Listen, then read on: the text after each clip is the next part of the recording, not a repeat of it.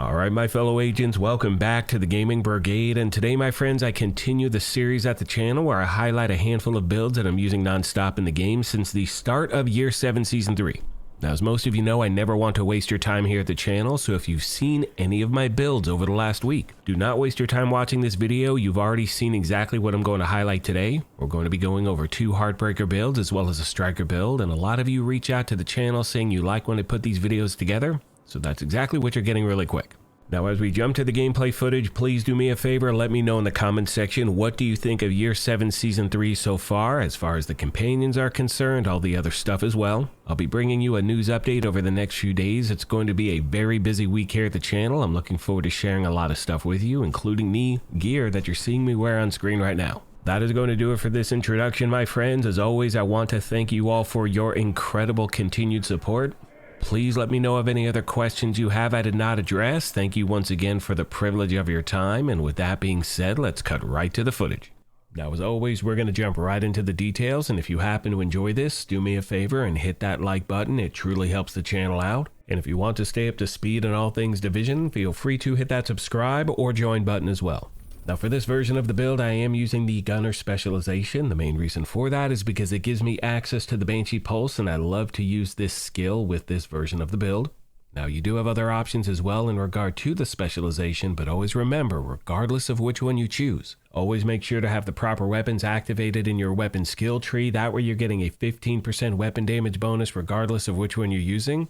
The reason I mention that is because a lot of people forget to actually switch their weapons. If they use the same template, then you're leaving weapon damage on the table. You don't want to make that mistake. Now, as far as your primary weapon is concerned, to put it bluntly, you have a ton of options, my friends. I mean, you could use St. Elmo's like I am. You could use the Chameleon. You could use the Lexington with the Talent Killer. And as I said previously, there are so many different builds you can put together based around the combination of this holster and the body armor. So this is going to be the first of many videos. Now, as far as your secondary is concerned, in my opinion, you want to use the Stack Broker. This was granted out to players, I think about a week ago, something like that. And the reason we have this equipped is because it's going to help you build stacks for Striker incredibly fast. You can see the RPM on screen. Now, the talent you use is up to you. You could use Killer, you could use Close and Personal. Again, the entire point of using this weapon is to build those stacks, and you're going to switch back to your primary. Now, as far as the sidearm is concerned, and this holds true for pretty much any build out there, you want to be using the Quick Step because that has the Talent Sport mode, and when you have that weapon in your hand, you're going to get an extra 20% movement speed bonus, which just makes farming more efficient. You know, yesterday when I was playing Countdown, people are just ripping through the map. And for those of you out there who do not have this weapon, do not waste your time farming for it at the moment because it's only available during special events. So the next time you can farm for it, I will let you know, but it was in the game for like a month. So hopefully you do have one in your inventory. So I recommend putting that on. Now making our way to the gear itself, you can see we're running 3 Striker, 2 of the new unit alloy brand set, and the Ninja Bike backpack. Now most of you know how this backpack works, but if you don't, you can see it has the Talent Resourceful, and that talent is going to slot in with any equipped gear set and or brand set item to fulfill a requirement towards unlocking a gear set's bonus. It can unlock bonuses from multiple sets simultaneously, which simply means even though we are only wearing 3 pieces of Striker, we are still going to get all 4 of the gear set's bonuses, which as you can see are 15% weapon handling, 15% rate of fire, and Striker's Gamble. Next, my friends, we have the first of 2 pieces of the Unit Alloys brand set, but again, because of the Ninja Bike, we do get all 3 brand set bonuses, and they are 5% rate of fire, 20% assault rifle damage, and 50% magazine size. Now, you can also see this is the new named body armor, the Equalizer, that I referenced at the beginning of the video, and the reason this is going to be so popular is because it has the Talent Perfect Obliterate, where critical hits are going to increase total weapon damage by 1% for 10 seconds, stacking up to 24 times. Right below that, you can see we have the new named holster, which again is attached to the new brand set. It is the Salvo, and the reason this is so effective is because of that middle attribute 5% rate of fire. You know, for some reason in yesterday's video, I kept saying 8%. I don't know, maybe I was all amped up, I wasn't paying attention, but again, this combination with the Striker gear set is going to give you an extra 25% rate of fire increase, which you really feel when you're using it. I mean, it's so much damn fun. You'll hopefully try this thing out and enjoy it. Finally, my friends, we have the knee pads and the gloves, 2 final pieces of the Striker gear set. You will notice that I'm trying to stack crit hit chance and crit hit damage everywhere I can. As far as the skills are concerned, I'm using the combination of the Banshee Pulse and the Crusader Shield, and when we take a look at my numbers, I'm sitting at 55% crit hit chance, 108 crit hit damage. Remember, those numbers are going to be dependent on not only the gear I have equipped, but having a Shade Watch of level 1000. I'd also like to mention in this video, I do not have any global modifiers active whatsoever. The main reason for that is because first of all, I haven't unlocked anything really, and secondly, I want to ensure that whenever you see this video, you know exactly what the build can do without any special events going on. And for the record, anytime I post a build moving forward with the global modifier turned on, I will show you gameplay footage with it both on and off. That way you know exactly what it can do regardless of what you may be doing. Hope this helped you out, my friends, and as always, questions, comments, or feedback, please let me know, and I'll do my best to get back to you as quick as I can.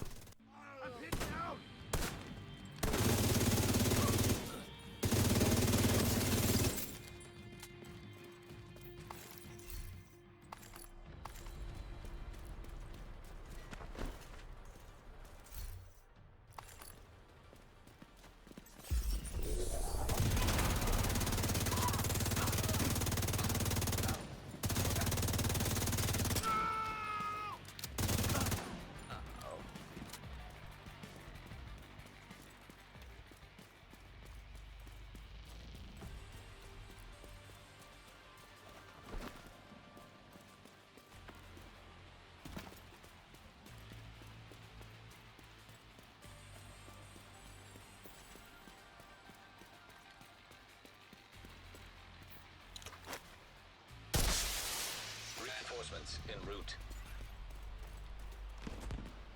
I'm coming! Incoming hostiles detected.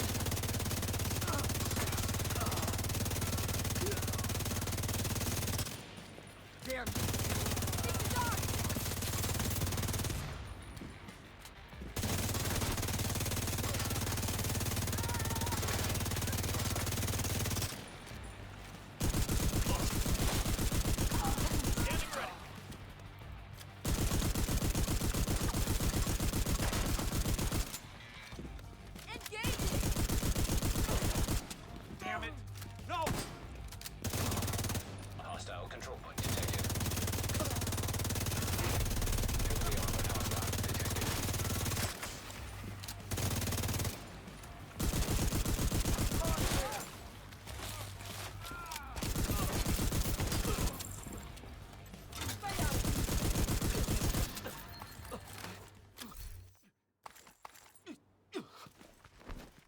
Now, as far as the specialization is concerned, for both versions of the build you're about to see, we are using Technician, and there are two main reasons for that. First of all, it gives you access to the linked laser pointer, and you can equip that to any long-barreled weapon, and that is going to automatically pulse every single enemy you target, and that comes into play with the talent on our weapon in our gear set. Now, the other benefit of this specialization is that it also gives you access to the Artificer Hive, and that is going to increase your shield efficiency and duration. And for those of you out there who have no idea how this thing works, I promise to give you a breakdown when we get to the gameplay footage. Last but not least, I want to pass along the friendly reminder that you have to have the rifle activated in your weapon skill tree to have access to that linked laser pointer. Then the other two weapons are going to be your primary and secondary. Now, as far as your primary is concerned, you have so many different options, right? I mean, you're going to see one version of this build with the Lexington. Another great option is the Kingbreaker. And when we compare these weapons side by side, you're going to notice a few major differences. Now, when we look at the Lexington, you can see its RPM is 935, total damage is 119.46. As far as the Kingbreaker is concerned, the RPM is much lower, the base damage is higher, but remember the Kingbreaker has the Talon Perfect Flatline, which is going to amplify weapon damage by 20% to pulsed enemies. Remember, with the linked laser pointer, that is every single enemy you target. Whereas the Lexington can only have the regular Talon Flatline attached to it, which is going to amplify weapon damage by 15% to pulsed enemies. So always remember, my friends, this is just a template. The most important thing is to take your time, make a build your own, and see which one you enjoy using more. Now, as far as the secondary is concerned, everyone, in my opinion, should be using the Stack Broker. This was granted out to players about a week ago, week and a half, something like that. Now, the reason we're using this is because it has a much faster RPM, and that is going to help you build those stacks for Heartbreaker at a much faster rate. And as far as the sidearm is concerned, you can see I'm using the Quick Step because it has the Talon Sport mode, which is going to increase my movement speed by 20% anytime I'm holding this weapon. And that's one of the reasons you're seeing agents being able to rip around the map as quickly as they are. It's because of that talent. So hopefully during the last event, you were able to pick one up. Now making our way to the gear itself, you can see we're running 3 Heartbreaker, 2 of the new unit alloys brand set, as well as the Ninja Bike backpack. Now most of you know exactly how this thing works, but if you don't, you can see it has the talent Resourceful. Slots in with any equipped gear set and or brand set item to fulfill a requirement towards unlocking a gear set's bonus. Now that simply means, despite only having 3 pieces of the Heartbreaker gear set equipped, we do get the 4-piece bonus. You can see 2 pieces 15% assault rifle and LMG damage, 3 pieces 15% weapon handling, and 4 pieces Heartstopper. Headshots are going to apply pulse for 5 seconds, but remember, because we have that linked laser pointer equipped, that is going to pulse every single enemy we target, and I'll circle back to that topic at the end of the build breakdown. Continuing on, you can see weapon hits on pulsed enemies adds a stack of 1% bonus armor and 1.1% weapon damage up to a max of 50 stacks. Moving on to the body armor, it's the first of 2 pieces of the unit alloys brand set, but once again, because of the Ninja Bike, we do get all of the brand set bonuses. They are 5% rate of fire, 20% assault rifle damage, and 50% magazine size. You will also notice I'm using the named body armor, the Equalizer, because it has the talent Perfect Obliterate. Critical hits increase total weapon damage by 1% for 10 seconds, stacking up to 24 times. Next, we have the holster, second piece of unit alloys. This is the named holster, the Salvo. And we are using this for that middle attribute, 5% rate of fire. So just by equipping this holster by itself, you're getting an extra 10% rate of fire, which you're really going to notice when you're actually using different weapons in the game. As far as the knee pads and the gloves are concerned, final 2 pieces of the Heartbreaker gear set. You'll notice I'm stacking crit hit chance and crit hit damage everywhere I can. Now, as promised, at this point I want to show you another variation really quick. What I'm going to do is the following. We are going to put on a piece of Heartbreaker for the backpack. We're going to switch the knee pads to a second piece of the unit alloys. And we're going to change the body armor to a piece of Heartbreaker, as you can see. Now, the reason we're making this change is because when we have the Heartbreaker body armor equipped, we have access to the talent max BPM, and that is going to increase max stacks for Heartstopper from 50 to 100. As I said a moment ago, our holster and the knee pads are going to be the 2 pieces of the unit alloys brand set. And finally, when we make our way to the backpack, once again, because we are wearing a Heartbreaker bag, we're going to have access to the Talent Cold, and that increases the bonus armor gain per stack of Heartstopper from 1% to 2%. And for the record, in the gameplay footage you are about to see, I'm going to use the following build. We are going to have the Kingbreaker as the primary, Stackbroker as the secondary. We're going to have this exact layout you're looking at right now, 4 pieces of the Heartbreaker gear set. We have the Unit Alloys holster, Unit Alloys knee pads. As far as my skills are concerned, I'm using the Crusader Shield and the Artificer Hive. Last but not least, I want to mention the fact that in the gameplay footage you're about to see, I will not have any global modifiers active whatsoever. That's for a few different reasons. First of all, I'm still in the process of unlocking everything, and secondly, I want to ensure that whenever you see this build, you know exactly what it can do without any special events going on. Hope this helped you out, my friends, and as always, questions, comments, or feedback, please let me know, and I'll do my best to get back to you as quick as I can. On that note, I'm going to leave you with some gameplay footage and a few final thoughts. As always, I want to take a moment and thank you all for your incredible continued support. Please let me know of any other questions you have I did not address. Thank you once again for the privilege of your time, and as I mention at the end of every one of these, take care of yourselves, be kind to each other, and we'll talk to you soon. Thanks again, everyone.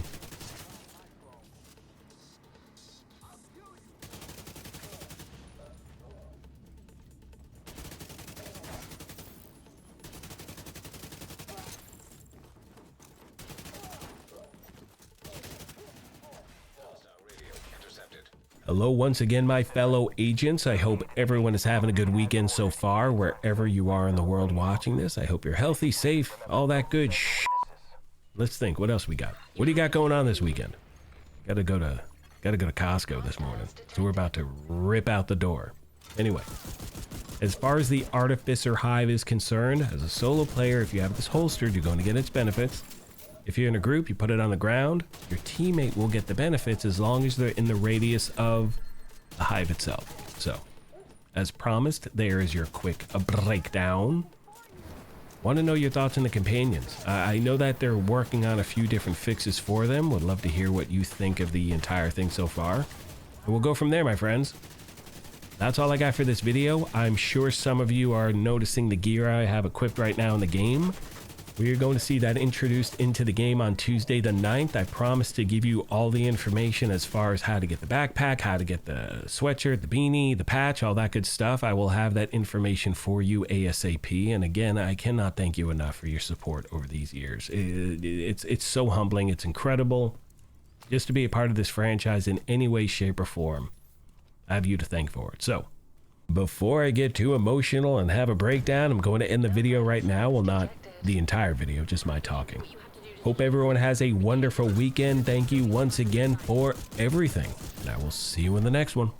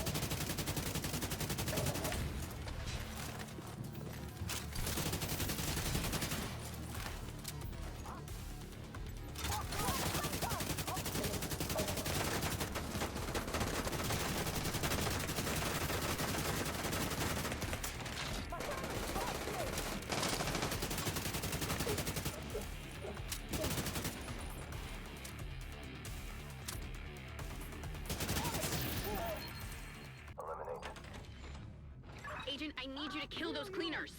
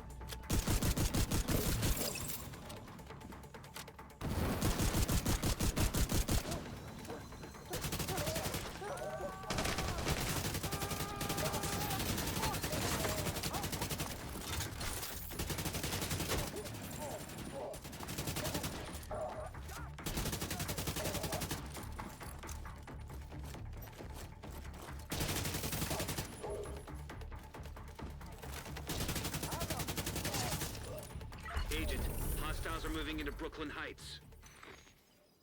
We'll bury our dead and move the supplies you recovered back to the bridge. We'll find Danvers and make him pay